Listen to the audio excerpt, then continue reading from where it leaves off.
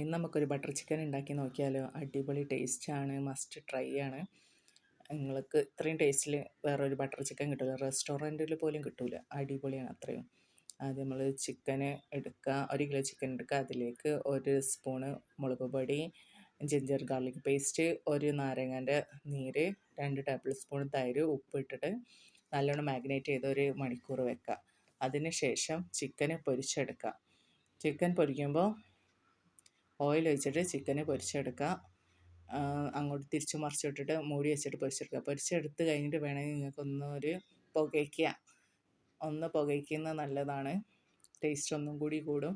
എന്നിട്ട് ആ ഓയിലിലേക്ക് തന്നെ ഈ പൊരിച്ച ചിക്കൻ മാറ്റിക്കണം. ആ ഓയിലിലേക്ക് കുറച്ച് ബട്ടർ ഇട്ടിട്ട് ഉള്ളി ഇടാം. അതിലേക്ക് 4-5 ഏലക്കായും പിന്നെ ജാതിപ്പത്തിരി ഇല്ലേ, അതൊരു കഷ്ണം, 1 പീസോ 1/4 പീസ് ഇട്ടോളി. 1 ജാതിക്കൻ്റെ 1/4 ഭാഗം ജാതിപ്പത്തിരി, ജാതിക്ക കേട്ടോ. എന്നിട്ട് നന്നായി വാടി വരുമ്പോൾ അതിലേക്ക് 4 തക്കാളി, നല്ല വലിയ 4 തക്കാളി ഇടാം. എന്നിട്ട് അതിലേക്ക് വെളുത്തുള്ളി ഇടാം, ഇഞ്ചി ഇടാം. ഇഞ്ചി ഒന്ന് ചതക്കിയിടാം.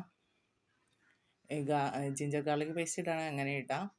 പിന്നെ അതിലേക്ക് 18-20 അണ്ടി ഇടാം. പിന്നെ മല്ലിയില ഇടാം. പിന്നെ അതിലേക്ക് വേണ്ടത് മഞ്ഞൾപ്പൊടി, മുളക് പൊടി,